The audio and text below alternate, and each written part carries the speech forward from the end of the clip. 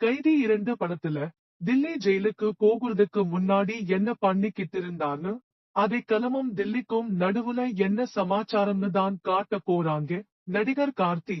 அடுத்த படம் மெய்யழகன் ரிலீஸுக்காக காத்திருந்தாலும், அவர் விரைவில லோகேஷ் கனகராஜ் கூட மீண்டும் கைதி 2 படத்துக்கு ரெடியா இருக்காரு.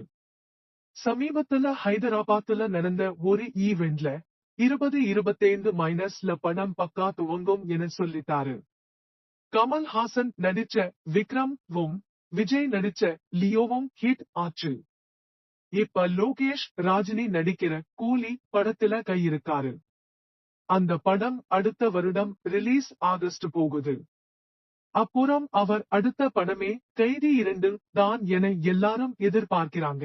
கார்த்திக்கு கம்பீடா நம்பிக்கை இருக்கு கைதி 2 அடுத்த வருடம் பக்காவா துவங்கும் என. கைதி படத்துல ஹரிஷ் உத்தமன் அதைக்கலமா ஜெயில தில்லியே கார்த்தி பார்த்து உடனே அடையாளம் கண்டுபிடிக்கிறார். அதனால கைதி 2 தில்லி ஜெயிலுக்கு போகுறதுக்கு முன்னாடி என்ன பண்ணிக்கிட்டு இருந்தான்னு, அதை கலத்தோட தில்லியோட ரகசியம் என்னன்னு தான் இருக்க கூடாதா?